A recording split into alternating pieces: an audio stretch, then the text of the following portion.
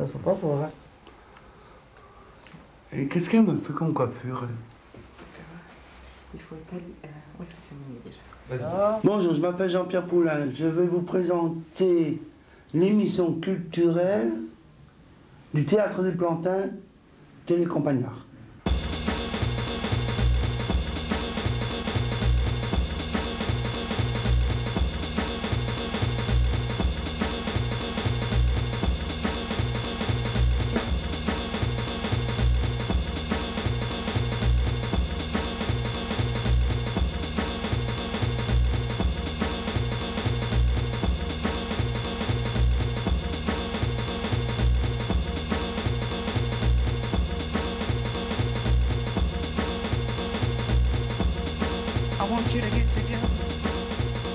Bonjour, et merci d'être au rendez-vous de l'émission favorite dont vous ne pouvez plus vous passer, c'est bien sûr Télécampagnard.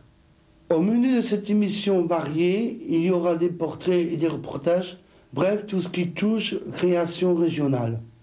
Aujourd'hui, c'est un grand jour puisque nous inaugurons notre nouveau studio. Et pour cela, j'ai le plaisir d'accueillir une personnalité dynamique qui assistera à toute l'émission. Bonjour Marie-Claire. Bonjour Jean-Pierre. Est-ce que vous pouvez vous présenter en quelques mots? Je m'appelle Marie-Claire Bèze et je suis animatrice de la Maison des Jeunes de Soigny. Et je suis ravie d'inaugurer le nouveau studio de Télécampagnard. Où se situe la Maison des Jeunes? Alors la Maison des Jeunes est dans le quartier de Soigny-Carrière. Donc ça veut dire qu'il faut passer le pont du chemin de fer. On se trouve dans le quartier de Soigny-Carrière. Et l'adresse exacte, c'est rue Émile van der Velde, au numéro 2. C'est à Carrefour de 5 bras, c'est facile à trouver. La Maison des Jeunes, ce n'est que pour les jeunes? C'est prioritairement pour les jeunes. On a un nouveau décret, c'est tout neuf, qui définit bien que le travail des maisons de jeunes s'oriente en priorité vers les jeunes de 12 à 26 ans. Mais par exemple, chez nous, on a par exemple un club de danse africaine. Il y avait énormément de demandes au niveau des enfants. Bien, il y a un club pour les enfants aussi. Même chose pour le modern jazz. Et peut-être l'année prochaine pour la danse funk, vu que les demandes sont là. Et notre vœu aussi est de pouvoir répondre aux demandes des jeunes et des moins jeunes. Qu'est-ce qu'on peut faire comme activité à la Maison des Jeunes? Alors à la Maison des Jeunes, il y a plusieurs façons de participer aux activités. Donc si un jeune a envie de se retrouver dans un lieu de rencontre, bien ça c'est ce qu'on appelle nous l'accueil libre. Donc on a la pièce de la maison, dès qu'on rentre dans la maison, c'est une immense pièce. Il y a des jeux de société, il y a un kicker, il y a un petit bar où on vend surtout du lait vanillé, du choco et des boissons non alcoolisées.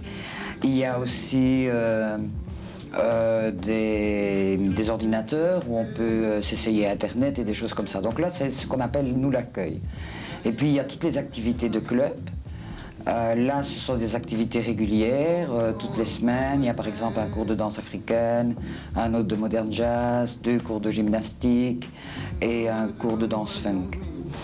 Et alors, en plus de ça, à Soigny, il y a aussi, à la Maison des Jeunes de Soigny, on a aussi des services. Donc on a un service d'information pour jeunes qui reprend surtout toutes les activités culturelles et sportives de la maison. Et puis il y a un atelier de recherche active d'emploi. Et là c'est vrai que c'est pour les jeunes, mais il n'y a pas de limite d'âge. Et quand avec les jeunes on a fait un peu la publicité, on s'est dit on va mettre de 18 à 48 ans, 3 petits points parce que ça sonne bien, mais sans ça il n'y a pas de limite. Et il y a aussi un service d'alphabétisation et d'aide scolaire. Bon, on va faire une petite pause. Pas de pub mais de comédie, pour voir comment se passe la préparation des vacances. 1. Préparer la valise. Oui. 2. Couper le frigo. Oui. 3. Raser les plantes. Oui. 4. Payer les factures. Oui. 5. Couper le chat. Oui. 6. Couper le compteur. Oui. 7. On a tendu la pelouse. Oui, oui. 8. D'éponger la télé. Oui, oui. 9. Pris la trousse au secours. Oui. 10. Il a passé à la banque. Oui. 11. Il a pris le maillot bain. Oui. 12. Il a pris l'appareil photo. Oui. 13. Il a fait le couverture, la voiture. Oui, oui. On a oublié. Quoi? Il a oublié quelque chose. Oublié le télé, pas mal. Ah, Oui, oublié. Voilà. aïe, aïe, aïe. Quel compagnon. Ah.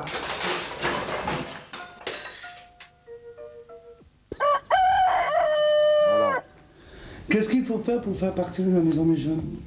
Il faut juste venir. Voilà, il faut venir et trouver l'activité dans laquelle on a envie de s'insérer. Et il y a une carte de membre à payer qui est de 150 francs par an. Et là, c'est plus une carte de membre au niveau de l'assurance, mais qui aussi permet aux jeunes de participer à toutes les activités, aussi aux structures de la maison. Par exemple, il y a un conseil de jeunes, il y a un comité de gestion, et le jeune y participe et peut donner son avis, c'est fort important. Ça. Pour faire fonctionner tout ça, il faut des moyens et ça vient d'où? Alors, le principal pouvoir subsidiant, c'est la communauté française. Donc, qui subsidie surtout pour toutes les activités jeunes. Et alors, on a le Fonds social européen qui, lui, subsidie principalement la recherche active d'emploi et l'emploi qui a été créé. On a aussi des subsides de la région wallonne, surtout via 3 postes d'animation, donc qui sont payés par la région wallonne et la commune aussi, la province, voilà. Combien de membres en ce moment? On tourne aux alentours de 350 membres. Tout ça? Qui sont réguliers dans les activités. Ça fait beaucoup. Et ça fait à peu près 400 inscrits. Les gens sont tous de Soigny? Principalement de Soigny et de l'entité de Soigny, mais on a aussi, via les clubs, donc des gens qui viennent de plus loin, qui viennent de la région, quoi. Mais ça peut être Mons, facilement, Tubize, Jurbise, Ath. Nous allons maintenant passer au portrait et découvrir 2 habitants de Soigny. Il y a le ciel, le soleil et la mer. Il y a le ciel, le soleil. Il était les campagnards.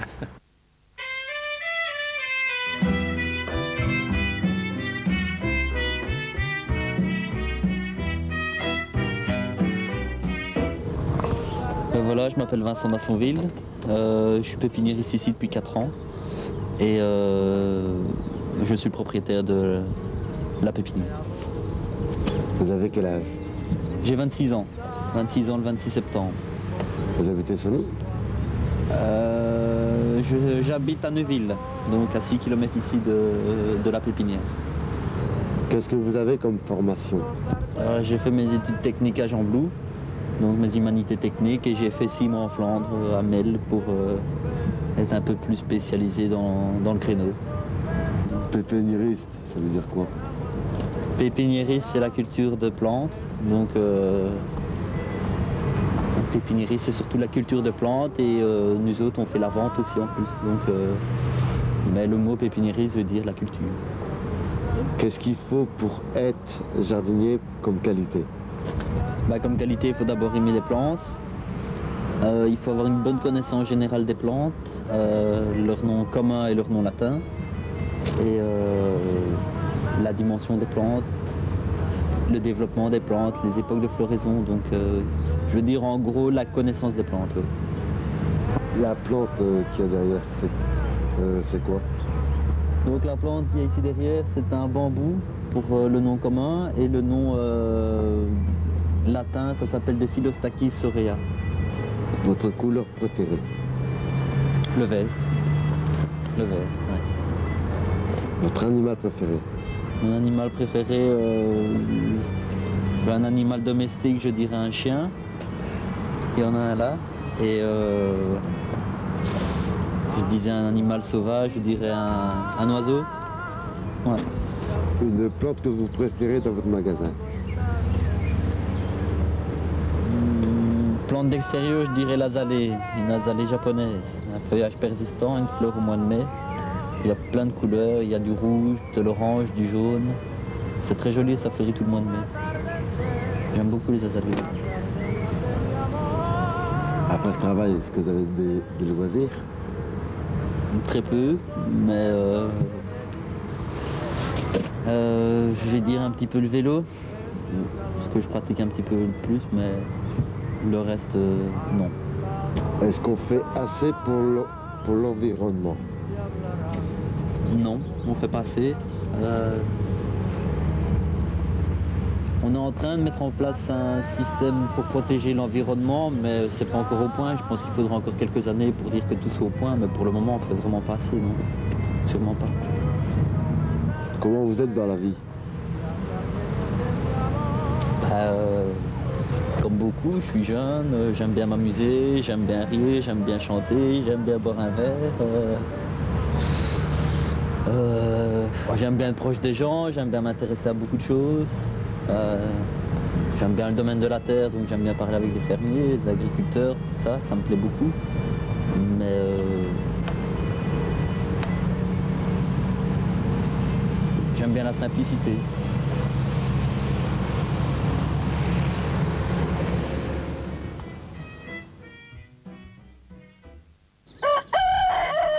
Voilà.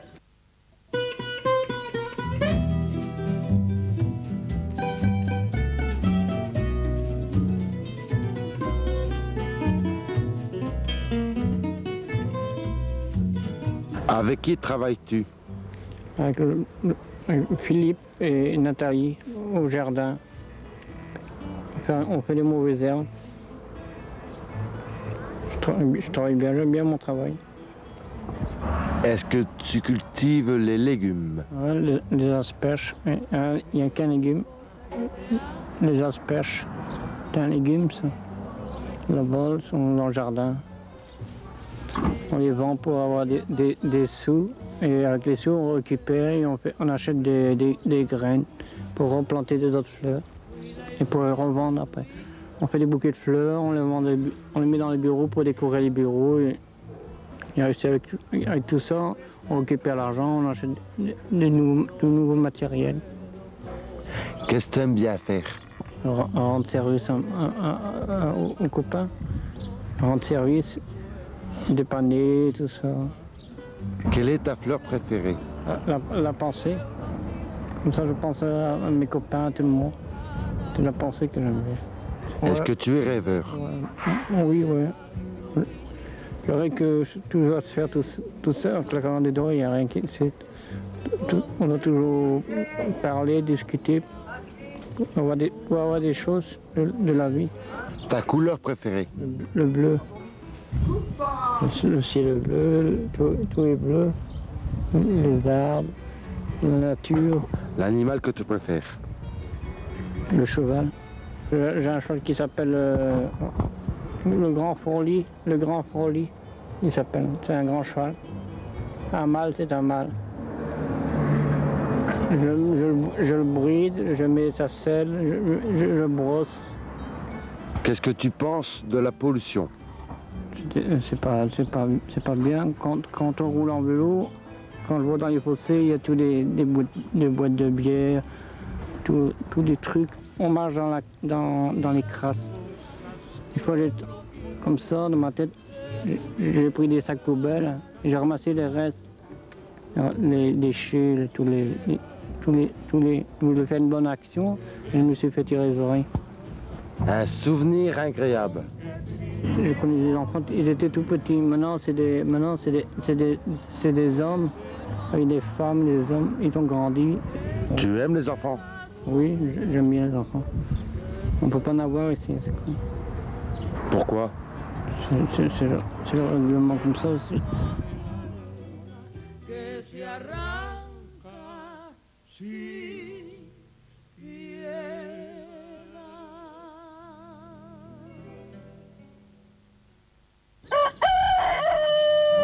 Qu'est-ce que vous pensez de nos deux jardiniers? Ils sont sympathiques tous les deux. Et je crois que c'est très agréable pour eux aussi. Ils font un métier, ça c'est vrai, un métier qui est dur. Mais quand on aime la terre, quand on aime les plantes, voir pousser une plante, voir pousser un arbre, C'est quelque chose de formidable. Est-ce que vous connaissez ses habitants? Je connais le pépiniériste et je connais de vue le jardinier qui a été interrogé, mais je ne sais plus son prénom. En dernier. Oui, le deuxième. Oui. Gilbert. C'est Gilbert. Eh ben oui. Il travaille au plantain. C'est ça. Voilà. Est-ce vous qui jardinez? Oh non, moi non. J'ai pas les mains vertes. Je tonds la pelouse. Et moi, en général, les mauvaises herbes, s'il y a une fleur, je trouve que c'est beau, donc je les laisse. Ce qui ne fait pas l'affaire de ma maman, qui, elle, a la main verte, mais n'a plus le physique pour dire d'aller chercher les mauvaises herbes. Tu vois, alors elle doit nous guider, Georgette et moi, hein, ma fille et moi, en disant ça, on la laisse, et celle-là, on l'enlève, même si c'est une belle fleur, mais que c'est une mauvaise herbe. On va faire maintenant un petit portrait chinois, le vôtre. Ah bon? Je vais vous poser des petites questions. Il me faut répondre sans réfléchir. D'accord. Quelle est votre couleur? Bleu. Si vous étiez un animal? Un chat. Une fleur? Un coquelicot. Rat des villes ou rat des champs? Rat des champs. Pourquoi? Parce que c'est plus gai de vivre dans les champs qu'en ville, et ça sent mauvais en ville avec la pollution. Si vous étiez un homme politique? Gandhi. Gandhi. Ah ouais, d'accord. Je vois qui est-ce. Votre principal défaut? Je monte comme une soupe au lait. Quand je ne suis pas d'accord, je me mets en colère comme une soupe au lait. Mais je redescends tout aussi vite. Une qualité? L'organisation. Quels sont vos goûts musicaux? J'aime beaucoup la musique latino-américaine. Et alors la chanson française, évidemment. Est-ce que vous allez parfois au théâtre? Très rarement. Si vous voulez quelques idées de sortie, nous allons regarder ensemble l'agenda. D'accord. Il y a le ciel, le soleil et la mer. Il y a le ciel, le soleil. Été des campagnards. La culture et l'agriculture, quoi de plus tentant comme association? Culture particulière qui évolue sur très tôt, puisque précisément le théâtre à la ferme vous fixe rendez-vous fin juillet à Braine-le-Comte pour une représentation du Malade imaginaire de Molière. L'intrigue nous donne à voir un homme assez bougon, qui se plaint, qui s'invente de nombreux mots, et que des médecins tentent de saigner, au propre comme au figuré. Molière avait déjà mis le doigt sur une plaie à l'époque. Tellement imprégné par sa composition, il est mort lors de la 3e représentation. Et les vrais faux médecins n'ont rien pu faire pour sauver ce vrai mourant, c'est vrai. Un grand classique dont on ne se lasse jamais et qui doit être vu au moins une fois dans sa vie. Le Malade imaginaire sera joué par la Compagnie des Galeries le vendredi 27 juillet à 21h à la ferme de Salmonsard à Braine-le-Comte. Une organisation du foyer culturel. Renseignements et réservations 067 55 20 64. On reste dans le classique, mais cette fois dans la musique. Juin est souvent synonyme de fête pour la musique un peu partout, et à Oru particulièrement, où se tient depuis 8 ans un festival de musique de chambre dans une église, l'été musical d'Oru. Ce cadre propice, qu'est l'église Saint-Géry à Braine-le-Comte, accueillera l'orchestre philharmonique de Liège, dirigé par un tout jeune et nouveau chef, Louis Langré. Cela se passera le mardi 3 juillet à 20h30, et le concert nous donnera à redécouvrir la symphonie numéro 7 de Beethoven, ainsi que le concerto pour violoncelle et orchestre en la mineur de Schumann. Une occasion d'apprivoiser et d'apprécier le classique. Le téléphone du festival 067 55 65 59. D'une toute autre époque, avez-vous entendu parler d'Amélie Poulain? Non, elle n'est pas la sœur de Jean-Pierre Poulain, mais bien l'héroïne d'un chef-d'œuvre d'un Jean-Pierre. Genet, pas Poulain. Il s'agit bien sûr de cinéma. Genet, à qui nous devons un Alien, a ici fait preuve de beauté, de finesse et d'humour. Amélie, serveuse dans un bar de Montmartre, passe le plus clair de son temps à aider les gens en secret et à laisser son imagination divaguer. Elle est entourée de personnages assez cocasses et pour le reste, il n'y a qu'à aller le voir. Je vous garantis 2 heures de rêve et de magie. Le film est sorti dans la plupart des grandes salles. Dans la série des films Made in Europe et pour certains retours de vacances, nous vous annonçons quelques sorties prochaines. Les amateurs de Poulvoorde, qui nous a été révélé par C'est arrivé près de chez vous, arrivera effectivement chez nous par 2 fois. Une première avec le vélo de Saint-Lambert, qui nous plongera dans l'univers des pédaleurs des kermesses du dimanche et qui sortira en octobre.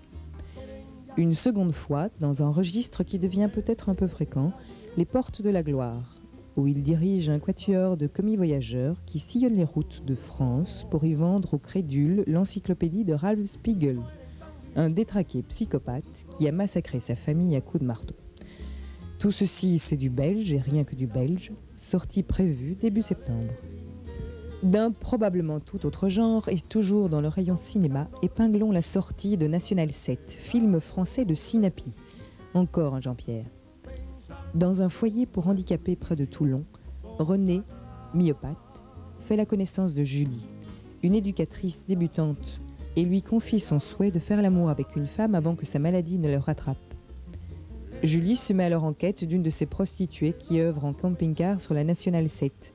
Film sensible, à découvrir fin juillet. La Belgique, si elle a peu de moyens, ne manque toutefois pas de création. Le réalisateur belge Lieven de Brouwer a réalisé Pauline et Paulette, comédie dramatique. Pauline est une petite fille de 66 ans. Elle ne sait ni lire, ni écrire, ni même parler, et habite un village flamand. N'y voyez aucun rapport. Martha, sa sœur aînée, s'occupe d'elle depuis la mort des parents. Mais voilà que Martha meurt et laisse un testament. L'héritage sera pour la sœur qui s'occupera de Pauline. Cécile ou Paulette. Les deux veulent l'héritage mais refusent de prendre en charge cette sœur qui, elle, voudrait pourtant être accueillie par Paulette. Le film sera sur nos écrans au mois d'août. Enfin, encore une prochaine sortie d'un Belge au pays des conservateurs américains. Dominique Derider avec un Everybody's Famous qui sortira lui à la rentrée. Le populisme, ce qu'il faut voir, a encore de beaux jours devant lui. Passons maintenant au volet expo. Les férus de la praline en auront peut-être pour leur compte avec cette exposition sur le chocolat et son histoire au musée de la Haute-Aisne à Carnières.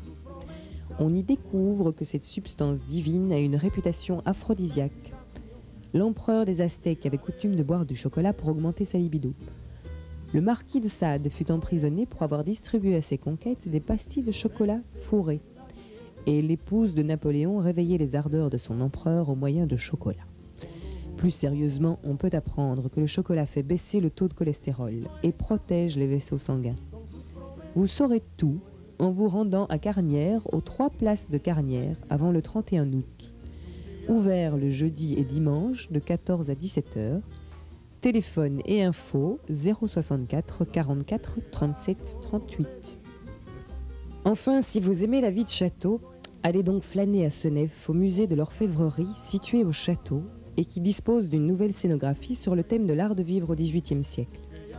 Une manière de se replonger sur une période chargée en événements historiques. Ce lieu faste et agréable est accessible dans cette disposition jusqu'au 30 décembre. Pour terminer cet agenda sur des événements de saison, nous vous signalons encore 2 festivals. Tout d'abord Couleur Café, qui, comme tout le monde le sait, se déroule à Bruxelles, sur le site de Tour et Taxi, le dernier week-end de juin.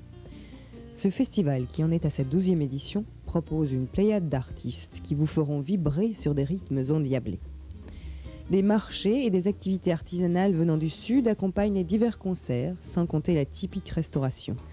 On s'y croirait et on y prend goût, même si c'est un peu cher. Au programme, 29 juin, les Rita Mitsuko, Sinsemilia, Baba Almal. Le samedi 30 juin, Taraf de Haedouk, Keia, Starflamme, Alfredo Delafé. Le dimanche 1er juillet, Khaled, Habib Koité, Jean-Louis Daulne, Le Peuple de l'Herbe et plein d'autres. Et puis, si Bruxelles vous semble trop loin ou inaccessible, si vous en voulez toujours plus, il faut encore noter que le 29 septembre, au Parc Pater à Soigny, d'autres artistes seront à l'affiche pour une soirée francophonie. Il s'agit du festival Musaïque, organisé par le Centre des Jeunes et la Charentaise à Gérard. Au générique, Arnaud, Dimitri, Daniel Hélin, Mamémo, Panache Culture et d'autres encore. Et si parmi tout ceci rien ne vous tente, il n'y a plus qu'à regarder le poisson rouge dans son bocal. À la prochaine.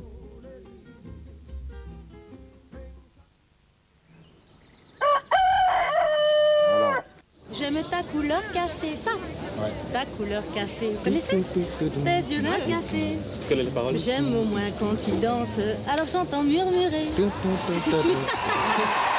C'est la fête ce soir, ça c'est vraiment la folie, j'aime la folie. Bien, bonjour, moi je m'appelle Blaise Henrion et je m'occupe essentiellement de la décoration du festival Couleur Café qui se passe donc à Tour et Taxi chaque année, fin du mois de juin. Le festival existe depuis 12 ans. C'est la 6e année que j'y participe. On a en fait un atelier où pendant 1 mois et demi sur l'année, on va ressortir nos anciens décors, les rafraîchir et chaque année revenir avec des nouvelles choses. Cette année, on a eu l'opportunité de travailler avec différents groupements qui vont venir travailler sur place. Ou alors, ils peuvent prendre du matériel chez eux, mais c'est essentiellement du travail qui se fait sur place. J'essaie de trouver un pot pour mettre le bleu, même un vieux pot. Hein. Voilà, je m'appelle Vito et je suis animateur de l'atelier dessin du centre Anne Fabiola. Les personnes qui s'occupent des décors à Bruxelles nous ont contactés pour qu'on leur fournisse plusieurs mètres de fresques. Et ils nous ont fait parvenir de la couleur ainsi que du matériel pour pouvoir réaliser ces fresques. Ici c'est des eaux là-dedans et là-dedans c'est le bassin, c'est des eaux. Disons, allez, en 1 heure, j'ai fait la tête, j'ai fait le dessin en lui-même à la craie. Disons, il y a un fond qui a été peint et j'ai fait à la craie. J'ai fait un dessin qui m'a inspiré comme ça, qui est sorti de ma tête ainsi. Et après, j'ai rempli en couleur, c'est tout. En fait, j'utilise de la peinture acrylique et je fais un dessin au trait noir d'abord, que je recolorie ensuite. C'est une façon plus pratique et plus facile pour moi. C'est quelque chose d'intéressant. Ici, c'est une première, mais on espère refaire ça les années prochaines. Couleur, café, que j'aime ta couleur, café. Vu que c'est la première année, on va d'abord les laisser vraiment exprimer leurs sensations face à un événement qui est quand même musical et ethnique. Mais le lieu est tellement grand que ça va être des éléments qu'on va plutôt essayer de rassembler pour créer une boîte salsa ou un arrière de scène ou selon un peu avec quoi ils viendront.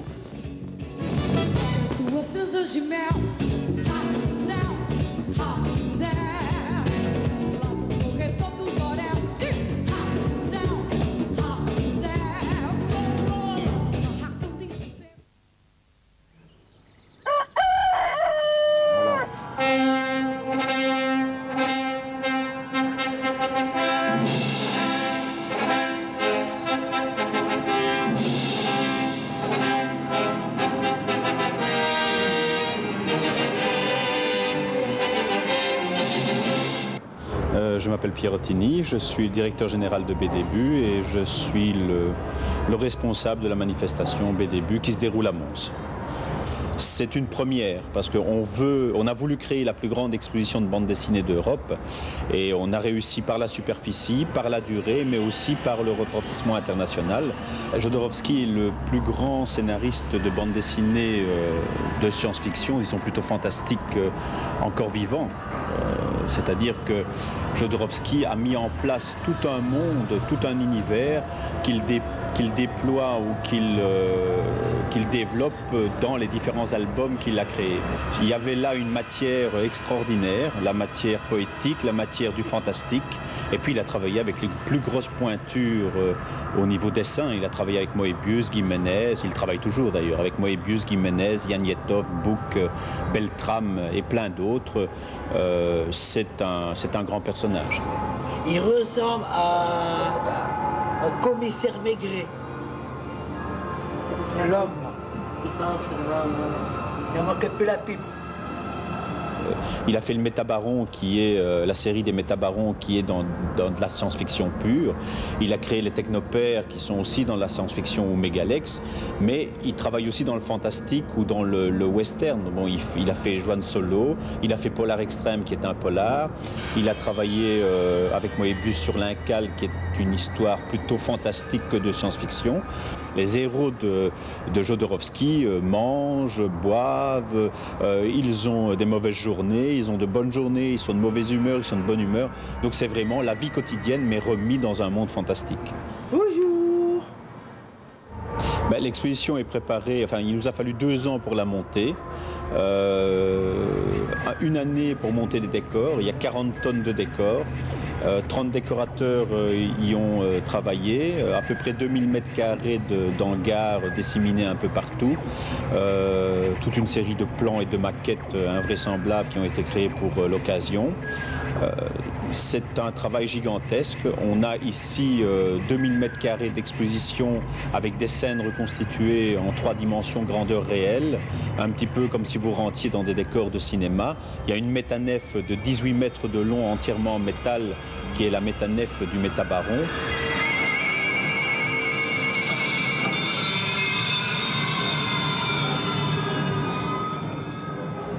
En fait, c'est à Mons, c'est sur l'esplanade chaussée de Binche, à 100 mètres du Vauxhall qui est un parc. L'entrée est de 200 francs belges. Nous sommes ouverts tous les jours de 12h30 à 20h et le week-end de 9h30 à 21h. Et nous sommes ouverts jusqu'au 31 juillet de cette année. Alors, est-ce que ça vous donne envie de sortir et vous sortez beaucoup? C'est vrai que ça donne envie de sortir, hein, quand on regarde tous les reportages comme ça, on se dit ah, j'irai bien là, j'irai bien là. Non, je sors pas beaucoup parce que je crois que je m'investis un peu trop dans la maison des jeunes, mais c'est mon tempérament comme ça et c'est vrai que ce serait bien que j'aille au festival Couleur Café parce que vu qu'on organise en plus un festival, ce serait bien d'aller voir comment les autres organisent aussi. Oui. Et puis ils ont de superbes groupes et j'aime beaucoup cette musique-là aussi. Est-ce que vous aimez Molière? Oui, je crois que c'est un auteur qui a écrit beaucoup de pièces comiques. Et il y a 1 semaine, des enfants de l'école primaire de Soigny jouaient les fourberies de Scapin de Molière. C'était dans le journal, la province. Absolument. Et ils les jouaient au profit du village de Geraséni en Roumanie qui est adopté par la ville de Soigny.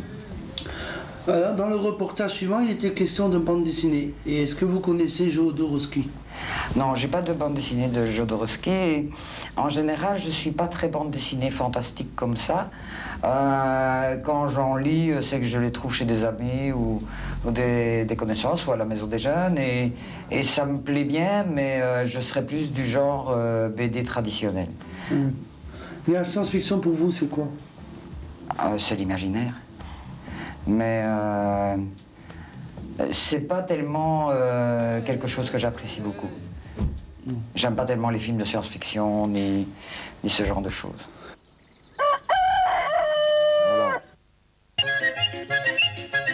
Nature, verdure, azur. Le repos est également l'occasion de restaurer l'harmonie de l'esprit sain dans un corps sain.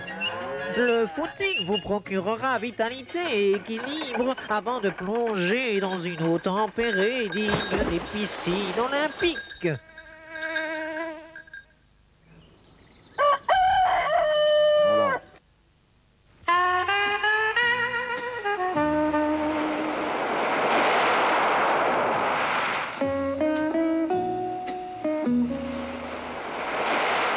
Autre source d'apaisement et de quiétude, le jardinage.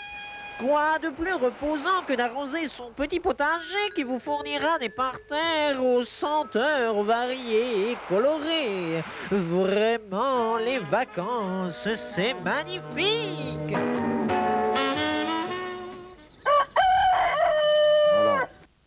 Dans notre émission, il y a également une carte blanche qui donne la parole à une personne ou à un groupe afin de nous parler de sa passion. On va prendre quelques minutes pour regarder ce reportage. Il y a le ciel, le soleil et la mer. Il y a soleil. Et les campagnards. Je m'appelle Jacques de Vézler et je suis le conservateur de la collégiale Saint-Vincent de Soigny. Je suis licencié en histoire et licencié en archéologie et histoire de l'art. J'ai toujours été passionné dès mon plus jeune âge par l'histoire d'une manière générale et fondamentalement attiré par tout ce qui concerne Soigny, car j'estime que les attaches culturelles participent largement à notre identité.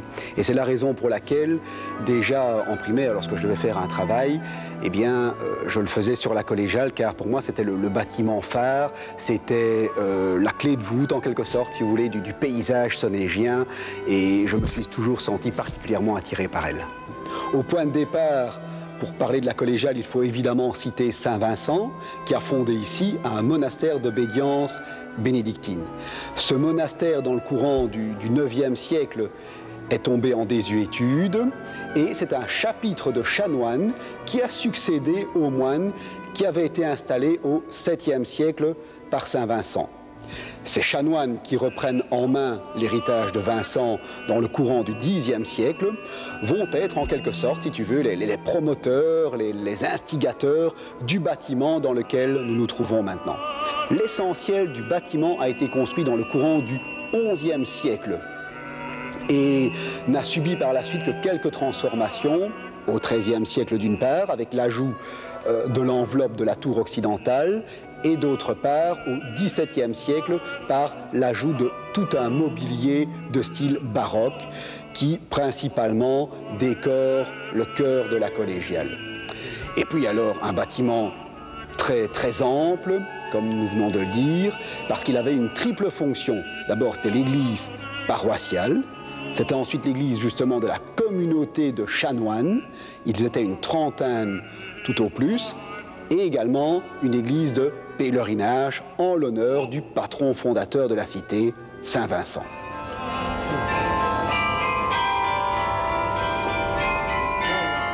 Alors, au niveau, je dirais, du travail de conservateur, il s'agit avant tout d'un travail évidemment sur le plan culturel, c'est-à-dire qu'il s'agit de mettre en valeur le bâtiment, il s'agit d'accueillir les groupes, il s'agit de mettre en place aussi une dynamique pour la conservation du patrimoine, c'est-à-dire restauration d'œuvres d'art, gestion du patrimoine, etc.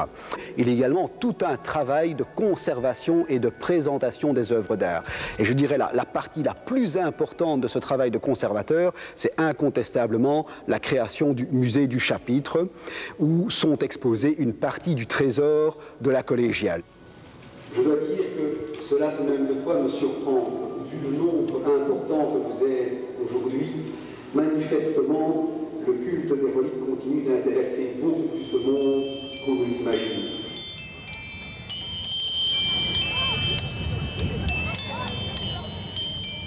Alors, le lundi de la Pentecôte à Soigny, c'est évidemment la grande fête. C'est comme on dit, le jour faste des Sonégiens. La journée commence à 4 h du matin par la messe des confrères. Ensuite, il y a la goutte des confrères, puis il y a une seconde messe à 5 h, c'est la messe des pèlerins. Et à 6 h commence ce qu'on appelle le grand tour. Et puis, ça se termine vers 10 h 30 et à 11 h, commence ce qu'on appelle la procession historique, dont l'objectif est de ramener à la collégiale Saint-Vincent les reliques qui ont fait dès le matin le grand tour. Le moment fort de ce tour, c'est en quelque sorte sa finale. C'est le moment de la remontée de la châsse de Saint-Vincent pour la replacer là où nous trouvons maintenant, à savoir au tombeau. Et c'est vrai que c'est un moment à la fois extrêmement émouvant et dense. Imaginez cette chasse comme emportée par les anges dans les cieux et où l'on voit cette peinture de Dieu le Père qui se déploie en même temps. Mais je vous assure que si vous êtes croyant et si vous êtes présent dans le cœur de la collégiale le lundi de la Pentecôte entre 13 h et 13 h 30, vous vivrez intensément encore cette émotion, cette ferveur populaire.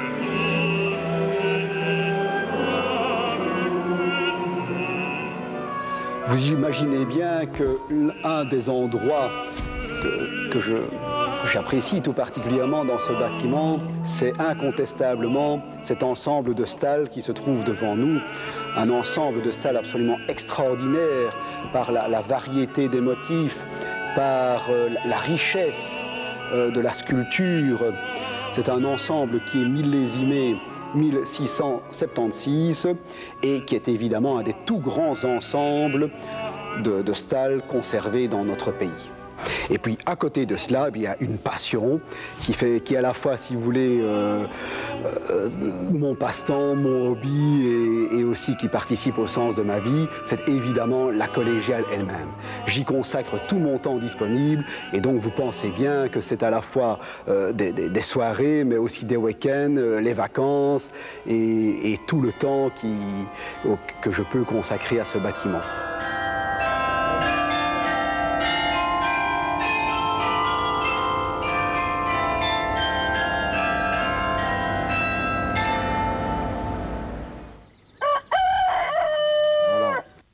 Qu'est-ce que vous retenez de la carte blanche? Qu'on a quand même un patrimoine très important à Soignies. Et qu'on soit croyant ou pas croyant, la collégiale, je crois que c'est un bâtiment qu'on doit entretenir. Et de voir Jacques de Weseler aussi passionné, c'est quelque chose de fabuleux. Moi, j'adore l'écouter parce qu'en plus, au niveau historique, il a énormément de connaissances et c'est très agréable de l'écouter. Votre impression